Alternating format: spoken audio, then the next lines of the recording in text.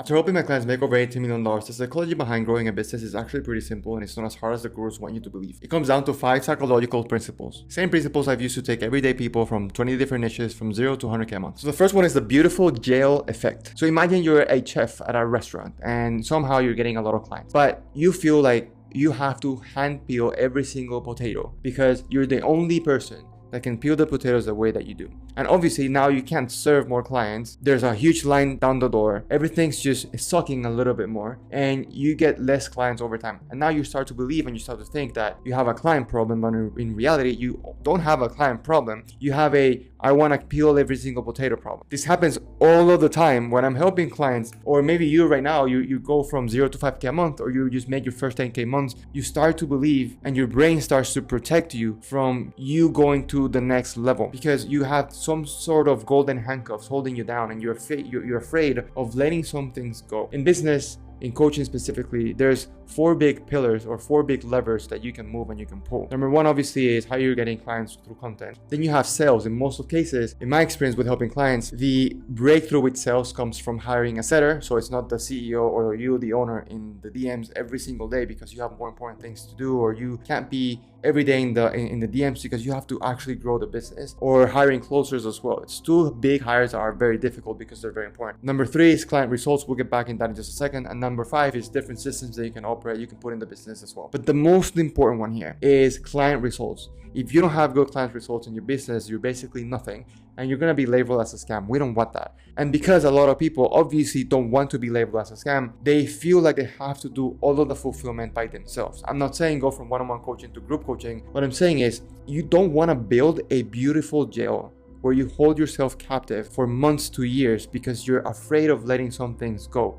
And because you fell in love with the first product that got you to 10K, but deep down you know, or maybe you don't, that's not the same product or service that's gonna take you from 10K to 20K. So there's a very simple framework that I actually love to do with my clients, and it's called the MMVP, the minimum maximum viable product. In some instances, I'm pretty sure that there's a lot of shit that you have in your program that clients don't really care for. And that's actually hurting you in 2 different ways. Number 1, you're doing things with extra time that are not giving you results. And number 2, clients are going to feel like they're not using you to the fullest extent because they don't care about that thing and they're not really using it. And subconsciously, they think they're paying for something that they're not using. So ask your clients for very simple feedback. Number 1 is, if we could delete everything from our process, our program, our courses, and everything, and we could stay with one thing, what's the one thing that's most valuable to you? That's your maximum ROI piece of the business that you want to keep. The other one is, how do you minimize a lot of the BS in your program, your coaching, your way of operating, so that you can gain some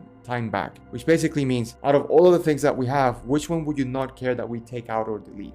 And you get amazing feedback. But we have to let go from the idea that we have to do everything. And we have to teach people on how to get results rather than them becoming codependent on us. Now, this is completely different if you're a marketing agency, but for me, as I help coaches, and I've helped coaches in so many different industries, I have to tell them and to show them how to teach their clients to get the results by having a really great framework around how you do this, so that you're not so much in the business doing all the fulfillment, because that makes you some sort of freelancer. Number 2 is the investor hypocrisy loop. You've worked so hard to make money. You've worked so hard to get yourself to the place where you want to get to. So you're afraid to let go of, now it's not the time, but it's the investment. It's like you going to a Lamborghini salesperson, but this person drives a beat up Honda that smells like shit, it's dirty, it's broken. And when you ask him when he's going to upgrade his car, he basically just says, waiting to get more money to buy a good one. There's a disconnect. Why is he selling you a car that he's not willing to invest or fight for to get as well? It's the same scenario with you in your business. You're terrified to invest in something different. You're terrified in investing in yourself. You feel like everyone out there is a scam, but then you're a hypocrite because you hop on Instagram and you're selling to people who've never bought anything from you, and you're expecting from them to pay in full.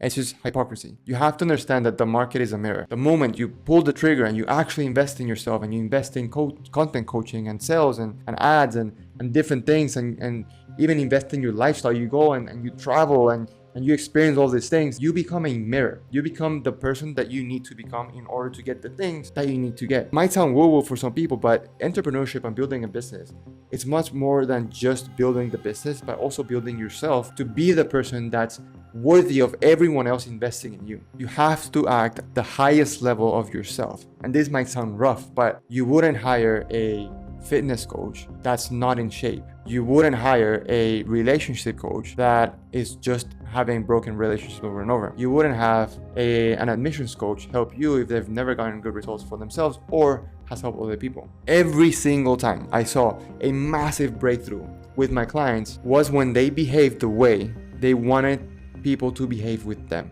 So investing in you because you want people to invest in you. Number 3 is the failure paradox. Now, when you've got to your first 10K, I'm pretty sure you've tested a bunch of different things. You tried, you failed, you didn't care about looking cringy. An example for me, I've started drop shipping stores. I started selling supplements. I sold some really weird stuff. I was a fitness coach before this, so I have a fitness offer. I posted fitness content. I went viral on TikTok. I got recognized in public, like doing things that were just super cringy. But now maybe you have bigger audience. Maybe you have a more solidified business and you've become risk adverse, not to say the P word that you've become. And you're trying to protect where you are right now, which is a plateau, from doing the things that got you there in the first place, which is just trying things. Think about Apple for a second. Nobody remembers Apple Lisa or Apple Newton, which were massive, expensive product failures. So if a multi-trillion-dollar company treats massive failure, research and development, what makes you think you're special? Why are you treating a failed launch like it's the end of your career? Pivot, do something else. I see this all the time in the industry. And I see this more than ever. Fitness coaches now becoming coaches, or fitness coaches now becoming content coaches. People don't really care, man. People are not like paying so much attention to you, trust me. But I enforce my clients to take action. I don't care. We build their entire scaling roadmap, project by project, line by line, action item by action item. And every single week when we meet one-on-one, we're checking to see if the things were done. Simple. And if failure happens and if an initiative doesn't do as well as it should, then it's just data and we move on. Number 4 is offer embodiment and trust recession. Now, everyone in the coaching space, whether you are a coaching offer owner or somebody who's hired coaches before, I'm sure you've been burnt one way or another. I've been many times. And it's most of the times because these people that burnt you or these people that scam other people, it's because they didn't deliver their promise. They didn't have great, client results, fulfillment processes, none of that. But their front end looked amazing. Their front end looked like they were an amazing success. They have the Lamborghini, they have the lifestyle, the flashy stuff. And on the front end, we were so convinced by the flesh. We were so convinced by the world, by the flashy stuff. But when we caved in and we purchased whatever it is that they're selling, we had a really bad reality check. And this happens all the time. You don't want to be that person. If you see those people who were flashy and you look at them as references, all that you're doing, you're absorbing their stuff and you're just regurgitating everything that they say and you're becoming one of them. It's like walking to a high-end plastic surgery clinic because you saw an amazing billboard, you saw amazing ads, but when you're getting there, there's trash on the floor, the secretary looks awful, and then the doctor smells like shit. Like, bro, you're not gonna do it. You're not. So it doesn't matter how good the front end looks if the back end is messy. If you go through it, unfortunately, you're gonna be called a scam. But if it looks bad, you're not gonna buy it. There's a disconnect. So obviously, you have to carry yourself to the highest level of standards. And the way you do this right now in this personal brand economy is by having a really good content strategy that allows you to be high-end with a really good, powerful personal brand, but also creates this interpersonal connection between you as a coach with leads. Because now more than ever, people are going to buy into you more than what you have to offer for them. People buy more of the coach than the coaching. The coaching is the back end and your client results, which is the most important thing in your business. That has to be incredibly good. There's no argument about that. But the front end has to be congruent with the back end. So my favorite content framework that I give my clients is the SNAP framework. Showcase, nurture, authority, and purchase.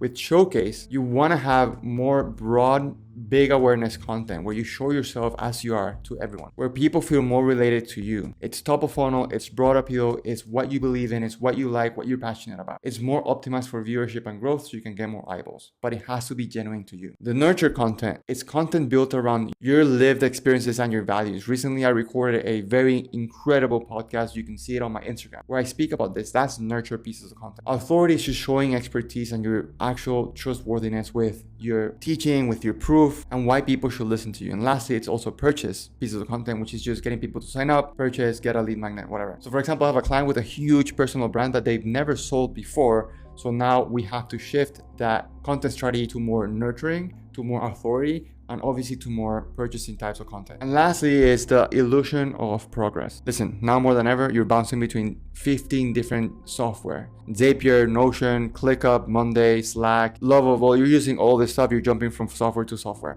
So this constant jumping from thing to thing and firefighting leaves you mentally drained, but somehow you feel like you're working on stuff that's going to grow your business. It's not. It's like if you're trying to build a house, but you leave your hammer on the truck, the blueprint on your mom's house, the nails back at a different apartment, and you just go from place to place trying to find all the different things, and you waste hours doing so, and you feel like you've worked so much today, but you didn't do any of the building. You have to stop mistaking tool management with busy work. The most successful people that I've worked with and the offers that I've scaled to $1 million a month, we simplified everything so that we could do work that grows the business faster. And as I work with clients and as I help them scale their businesses, every time I see that they're stuck in business, it's not because they're not doing enough, it's because they're usually working on the wrong thing, trying to solve that wrong problem with the wrong solution. And you can spend months, even years, working on the wrong thing and wondering why you're never seeing results.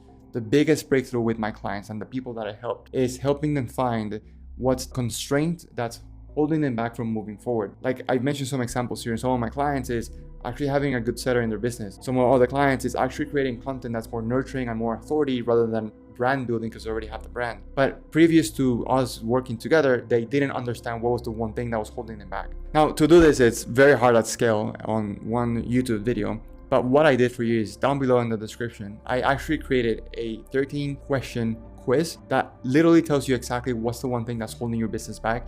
And after you do that, I built an entire AI that helps you fix the one thing, not anything else, not everything else that you want to do, not giving you a dash, none of that. Actually just giving you the AI that fixes the one constraints that holding your business back, whether you're just starting out, whether you're at 10K a month or 100K a month. Down below, I'll leave it in the description. You can use it, it's free, abuse it, use it for your business so that you can help more people and actually get people results.